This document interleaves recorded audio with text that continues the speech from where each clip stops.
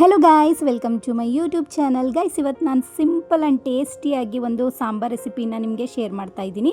ಯಾವುದಪ್ಪ ಅಂತಂದರೆ ನುಗ್ಗೆಕಾಯಿ ಬೇಳೆ ಸಾಂಬಾರು. ಸಾಮಾನ್ಯವಾಗಿ ನುಗ್ಗೆಕಾಯಿ ಬೇಳೆ ಸಾಂಬಾರನ್ನ ಎಲ್ಲರ ಮನೇಲೂ ಮಾಡ್ತಾರೆ. ಬಟ್ ಇವತ್ತು ನಮ್ಮನೆ ಸ್ಟೈಲಲ್ಲಿ ಹೇಗೆ ನುಗ್ಗೆಕಾಯಿ ಬೇಳೆ ಸಾಂಬಾರನ್ನ ಮಾಡೋದು ಅಂತ ತುಂಬ ಈಸಿ ಮೆಥಡಲ್ಲಿ ಹೇಳ್ಕೊಡ್ತಾ ಇದ್ದೀನಿ. ಬನ್ನಿ, ಹಾಗಾದರೆ ನುಗ್ಗೆಕಾಯಿ ಬೇಳೆ ಸಾಂಬಾರು ಮಾಡೋದಕ್ಕೆ ಏನೇನೆಲ್ಲ ಇಂಗ್ರೀಡಿಯೆಂಟ್ಸ್ ಬೇಕು ಅಂತ ನೋಡೋಣ. ನುಗ್ಗೆಕಾಯಿ 6, ತೊಗರಿಬೇಳೆ 1 ಕಪ್, ಟೊಮ್ಯಾಟೊ 3, ಸಾಂಬಾರ್ ಈರುಳ್ಳಿ 10ರಿಂದ 15, ಸಾಂಬಾರ್ ಪೌಡರ್ 2 ಟೇಬಲ್ ಸ್ಪೂನ್, ಸಾಸಿವೆ ಅರ್ಧ ಟೇಬಲ್ ಸ್ಪೂನ್, ಜೀರಿಗೆ ಅರ್ಧ ಟೇಬಲ್ ಸ್ಪೂನ್, ಅರಿಶಿನ ಪುಡಿ 1/4 ಟೇಬಲ್ ಸ್ಪೂನ್, ಒಣಮೆಣಸಿನಕಾಯಿ 2, ಕರಿಬೇವು 1 ಎಸಳು, ಇಂಗು 1/4 ಟೇಬಲ್ ಸ್ಪೂನ್, ಉಪ್ಪು ರುಚಿಗೆ ತಕ್ಕಷ್ಟು, ಎಣ್ಣೆ 5ರಿಂದ 6 ಟೇಬಲ್ ಸ್ಪೂನ್ ಅಷ್ಟು ತೊಗೊಂಡಿದ್ದೀನಿ. ಬನ್ನಿ, ಹಾಗಾದರೆ ನುಗ್ಗೆಕಾಯಿ ಬೇಳೆ ಸಾಂಬಾರನ್ನ ಹೇಗೆ ಮಾಡೋದು ಅಂತ ನೋಡೋಣ. ನಾನಿವಾಗ ಕುಕ್ಕರ್ಗೆ ನೀಟಾಗಿ ವಾಶ್ ಮಾಡ್ಕೊಂಡಿರೋಂತಹ ತೊಗರಿ ಬೇಳೆನ ಹಾಕೋತಾ ಇದ್ದೀನಿ.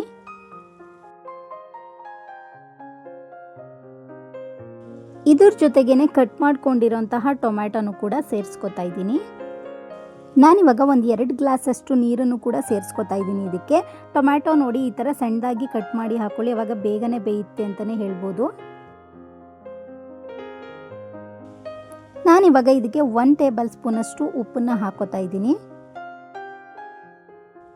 ಬೇಳೆ ಚೆನ್ನಾಗಿ ಬೇಗ ಬೇಯಬೇಕು ಅಂದರೆ ಈ ಟಿಪ್ನ ಫಾಲೋ ಮಾಡಿ. ಏನಂತಂದರೆ ಒಂದು ಅರ್ಧ ಟೇಬಲ್ ಸ್ಪೂನಷ್ಟು ಎಣ್ಣೆನ ಇದ್ರ ಜೊತೆ ಹಾಕ್ಕೊಂಡು ಬೇಯಿಸ್ಕೊಳ್ಳಿ, ಆವಾಗ ಬೇಗನೆ ಬೇಯುತ್ತೆ ಅಂತ ಹೇಳ್ಬೋದು ಬೇಳೆ.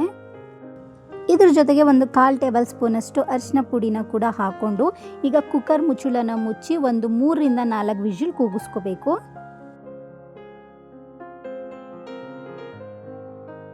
ನಾನೊಂದು 3 ವಿಷಲ್ ಕೂಗಿಸ್ಕೊಂಡಿದ್ದೀನಿ. ಬನ್ನಿ ಯಾವ ಥರ ಬೆಂದಿದೆ ಬೇಳೆ ಅಂತ ನೋಡೋಣ. ವಾವ್, ನೋಡ್ತಾ ಇರ್ಬೋದು ನೀವೇ, ಚೆನ್ನಾಗಿ ಬೆಂದಿದೆ ಬೇಳೆ. ನೀವು ಒಂದು 3 ವಿಷಲ್ ಕೂಗಿಸ್ಕೊಳ್ಳಿ. 3 ವಿಷಲ್ಗೂ ಬೇಳೆ ಬೆಂದಿಲ್ಲ ಅಂತ ಅಂದರೆ ಇನ್ನೂ ಒಂದು 2 ವಿಷಲ್ ನೀವು ಕೂಗಿಸ್ಕೋಬೋದು. ಬಟ್ ಬೇಳೆ ಮಾತ್ರ ತುಂಬ ಚೆನ್ನಾಗಿ ಬೇಯಬೇಕು, ಆವಾಗಲೇ ಸಾಂಬಾರು ಚೆನ್ನಾಗಾಗೋದು. ಇವಾಗ ಬೇಳೆ, ಟೊಮ್ಯಾಟೊ ಎಲ್ಲನೂ ಕೂಡ ಚೆನ್ನಾಗಿ ಸ್ಮ್ಯಾಶ್ ಮಾಡ್ಕೋಬೇಕು. ಈ ಸಾಂಬಾರ್ ಮೇಯ್ನ್ ಇಂಗ್ರೀಡಿಯೆಂಟ್ಸ್ ಬಂದು ನುಗ್ಗೆಕಾಯಿ. ನೋಡಿ, ನಾನು ನುಗ್ಗೆಕಾಯಿನ ನೀಟಾಗಿ ಬಿಡಿಸಿಟ್ಕೊಂಡಿದ್ದೀನಿ. ಇದನ್ನು ಬೇಯಿಸ್ಕೊಂಡಿರೋಂತಹ ಬೇಳೆ ಮತ್ತು ಟೊಮ್ಯಾಟೊ ಮಿಶ್ರಣಕ್ಕೆ ನಾನಿವಾಗ ಇದನ್ನು ಸೇರಿಸ್ಕೊತಾ ಇದ್ದೀನಿ.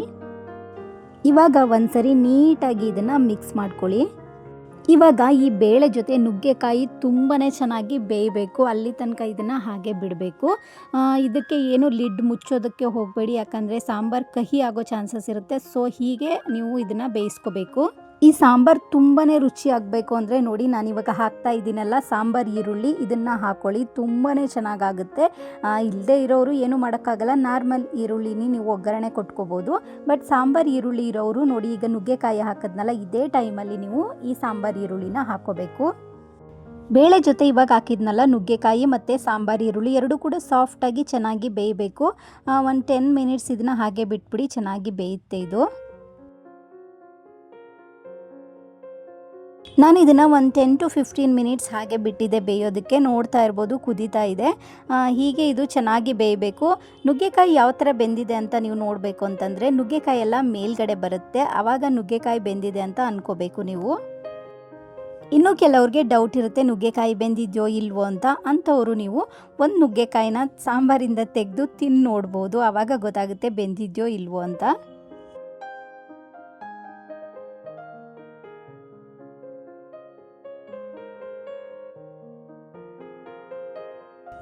ಒಂದು 50% ಅಷ್ಟು ನುಗ್ಗೆಕಾಯಿ ಬೆಂದಿರುತ್ತೆ, ಇವಾಗ ನೋಡ್ತಾ ಇರ್ಬೋದು ನೀವೇ. ಇವಾಗ ನಾನು ಇದಕ್ಕೆ ಒಂದು 2 ಟೇಬಲ್ ಸ್ಪೂನಷ್ಟು ಖಾರದ ಪುಡಿನ ಹಾಕ್ತಾಯಿದ್ದೀನಿ. ಎಷ್ಟೊಂದು ಜನದ ಮನೆಯಲ್ಲಿ ಕಾಯಿ ರುಬ್ಬ ಹಾಕಿ ಈ ಸಾಂಬಾರನ್ನ ಮಾಡ್ತಾರೆ, ಹಾಗೆ ತರಕಾರಿನೂ ಕೂಡ ಹಾಕಿ ಈ ಸಾಂಬಾರನ್ನ ಮಾಡ್ತಾರೆ. ನೀವು ಒಂದು ಸರಿ ಈ ಥರ ಕಾಯಿ ಮತ್ತು ತರಕಾರಿ ಏನೂ ಇಲ್ಲ ಅಂದರೆ ಈ ಥರ ಮೆಥಡಲ್ಲಿ ಒಂದು ಸರಿ ಟ್ರೈ ಮಾಡಿ ನೋಡಿ, ನಿಜ ತುಂಬಾ ಚೆನ್ನಾಗಾಗುತ್ತೆ ಸಾಂಬಾರಿದು. ಇವಾಗ ನೀವು ಎಷ್ಟು ನೀರು ಬೇಕು ಸಾಂಬಾರಿಗೆ ಅಷ್ಟು ನೀರನ್ನು ಇದಕ್ಕೆ ಸೇರಿಸ್ಕೋಬೇಕು. ನೀರೆಲ್ಲ ಹಾಕಿದ್ಮೇಲೆ ಖಾರದ ಪುಡಿದು ಹಸಿ ವಾಸನೆ ಎಲ್ಲ ಹೋಗಬೇಕು. ಒಂದು 10 ಮಿನಿಟ್ಸ್ ಇದನ್ನು ಹಾಗೆ ಕುದಿಯೋದಕ್ಕೆ ಬಿಡಿ.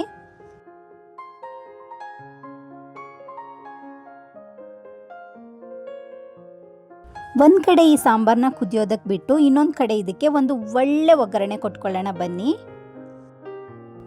ನಾನಿವಾಗ ಒಂದು ಪ್ಯಾನ್ನ ತೊಗೊಂಡಿದ್ದೀನಿ. ಇದಕ್ಕೆ ಒಂದು 5ರಿಂದ 6 ಟೇಬಲ್ ಸ್ಪೂನಷ್ಟು ಎಣ್ಣೆನ ಹಾಕೋತಾ ಇದ್ದೀನಿ.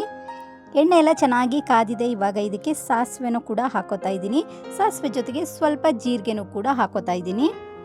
ಜೀರಿಗೆನ ಹಾಕೋದ್ರಿಂದ ಬೇಳೆ ಸಾಂಬಾರು ನಿಜವಾಗ್ಲೂ ಸಖತ್ ಟೇಸ್ಟಿ ಆ್ಯಂಡ್ ಒಳ್ಳೆ ಫ್ಲೇವರ್ನ ಕೊಡುತ್ತೆ. ಇದ್ರ ಜೊತೆಗೆ ಇವಾಗ ನಾನು ಜಜ್ಜಿರೋ ಅಂತಹ ಬೆಳ್ಳುಳ್ಳಿನೂ ಕೂಡ ಹಾಕೋತಾ ಇದ್ದೀನಿ.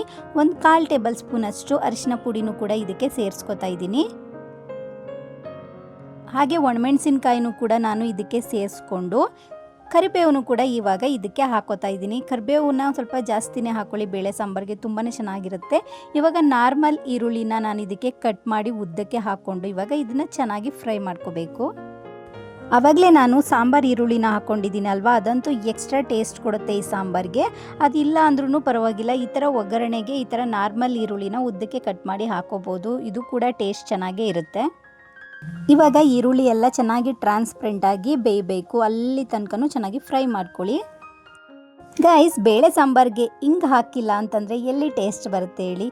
ಇವಾಗ ನಾನೊಂದು 1/4 ಟೇಬಲ್ ಸ್ಪೂನಷ್ಟು ಇಂಗನ್ನು ಕೂಡ ಇದಕ್ಕೆ ಹಾಕೋತಾ ಇದ್ದೀನಿ. ಫೈನಲ್ ಆಗಿ ಒಗ್ಗರಣೆ ರೆಡಿ ಇದೆ. ಇವಾಗ ಕುದೀತಾ ಇರೋವಂಥ ಸಾಂಬಾರಿಗೆ ಈ ಒಗ್ಗರಣೆನ ನಾನು ಸೇರಿಸ್ಕೊತಾ ಇದ್ದೀನಿ. ಇವಾಗ ಒಗ್ಗರಣೆ ಮಾಡ್ಕೊಂಡಿದ್ನಲ್ಲ ಅದೇ ಪಾತ್ರೆಗೆ ಸ್ವಲ್ಪ ನೀರನ್ನು ಕೂಡ ಸೇರಿಸ್ಕೊಂಡು ಅದನ್ನು ಸಾಂಬಾರಿಗೆ ನಾನು ಹಾಕೋತಾ ಇದ್ದೀನಿ. ಇವಾಗ ಒಂದ್ಸರಿ ಚೆನ್ನಾಗಿ ಮಿಕ್ಸ್ ಮಾಡ್ಕೊಳ್ಳಿ. ನಿಜವಾಗ್ಲೂ ಈ ಸಾಂಬಾರು ಎಷ್ಟು ಟೇಸ್ಟಿಯಾಗಿರುತ್ತೆ ಅಂತ ಅಂದರೆ ನೀವು ಕೂಡ ಒಂದ್ಸರಿ ಟ್ರೈ ಮಾಡಿ ನೋಡಿ. ಎಲ್ಲರ ಮನೇಲೂ ನುಗ್ಗೆಕಾಯಿ ಬೇಳೆ ಸಾಂಬಾರು ಮಾಡೇ ಮಾಡ್ತಾರೆ, ಅದು ಅವ್ರವ್ರ ಮನೆ ಸ್ಟೈಲಲ್ಲಿ ಮಾಡ್ತಾರೆ. ಬಟ್ ಇವತ್ತು ನಾನು ಹೇಳ್ಕೊಟ್ಟಿರೋದು ತುಂಬ ಈಸಿ ಮೆಥಡ್ ಅಂತಲೇ ಹೇಳ್ಬೋದು. ಹಾಗೆ ತುಂಬಾ ಟೇಸ್ಟಿಯಾಗಿ ಕೂಡ ಇರುತ್ತೆ. ಒಂದ್ಸರಿ ನೀವು ಕೂಡ ನಿಮ್ಮ ಮನೇಲಿ ಟ್ರೈ ಮಾಡಿ ನೋಡಿ, ಎಲ್ರಿಗೂ ಇಷ್ಟ ಆಗುತ್ತೆ ಅಂತಲೇ ಹೇಳ್ತೀನಿ. ಒಗ್ಗರಣೆ ಎಲ್ಲ ಕೊಟ್ಟ ಮೇಲೆ ಒಂದು 5 ಮಿನಿಟ್ಸ್ ಇದನ್ನು ಕುದಿಯೋದಕ್ಕೆ ಬಿಡಬೇಕು. ಎಷ್ಟೊಂದು ಜನಕ್ಕೆ ಅನಿಸ್ಬೋದು ಏನಿದು ನುಗ್ಗೆಕಾಯಿ ಬೇಳೆ ಸಾಂಬಾರು ರೆಸಿಪಿನೂ ಶೇರ್ ಮಾಡಬೇಕಾ ಅಂತ. ಬಟ್ ಎಲ್ಲರ ಮನೇಲೂ ಒಂದೇ ಥರ ಅಡುಗೆ ಮಾಡಲ್ಲ ಅಲ್ವಾ ಗೈಸ್, ಎಲ್ಲರ ಮನೇಲೂ ಬೇರೆ ಬೇರೆ ಥರ ಅಡುಗೆ ಮಾಡ್ತಾರೆ. ಅವ್ರವ್ರ ಮನೆ ಸ್ಟೈಲಲ್ಲಿ ಅವ್ರವ್ರು ಅಡುಗೆ ಮಾಡ್ತಾರೆ. ಬಟ್ ನಮ್ಮ ಮನೆ ಸ್ಟೈಲಲ್ಲಿ ನಾನು ಅಡುಗೆ ಮಾಡಿ ತೋರಿಸ್ತೀನಿ, ಆವಾಗ ಅದು ಕೆಲವ್ರಿಗೆ ಹೆಲ್ಪ್ ಆಗ್ಬೋದು. ಸೊ ಅದೇ ಕಾರಣಕ್ಕೆ ನಾನು ಎಲ್ಲ ರೆಸಿಪಿನೂ ಶೇರ್ ಮಾಡ್ತೀನಿ. 100 ಜನದಲ್ಲಿ ಒಂದು 10 ಜನದ ಮನೇಲಿ ಇವತ್ತು ನಾನು ಹೇಳ್ಕೊಟ್ಟಿರೋ ಮೆಥಡಲ್ಲಿ ಸಾಂಬಾರು ಮಾಡ್ಬೋದು. ಇನ್ನು 90 ಜನದ ಮನೆಗಳಲ್ಲಿ ಅವ್ರವ್ರ ಸ್ಟೈಲಲ್ಲಿ ಅವ್ರು ಅಡುಗೆ ಮಾಡ್ತಾರೆ. ಇವತ್ತು ನಾನು ಹೇಳ್ಕೊಟ್ಟಿರೋ ಮೆಥಡಲ್ಲಿ ಈ ನುಗ್ಗೆಕಾಯಿ ಬೇಳೆ ಸಾಂಬಾರನ್ನ ನೀವು ಕೂಡ ಒಂದ್ಸರಿ ನಿಮ್ಮ ಮನೇಲಿ ಟ್ರೈ ಮಾಡಿ ನೋಡಿ, ನಿಮಗೂ ಇಷ್ಟ ಆಗುತ್ತೆ ಅಂತ ಅನ್ಕೋತೀನಿ. ನಾನಿವತ್ತು ಈ ಸಾಂಬಾರನ್ನ ಅನ್ನದ ಜೊತೆ ಸರ್ವ್ ಮಾಡ್ತಾಯಿದ್ದೀನಿ. ನೀವು ಬೇಕಾದರೆ ಮುದ್ದೆ ಜೊತೆನೂ ಇದು ತುಂಬಾ ಚೆನ್ನಾಗಿರುತ್ತೆ. ಬಟ್ ಅನ್ನದ ಜೊತೆ ಅಂತೂ ಸಕ್ಕತ್ತಾಗಿರುತ್ತೆ ಅಂತಲೇ ಹೇಳ್ತೀನಿ ನಾನು.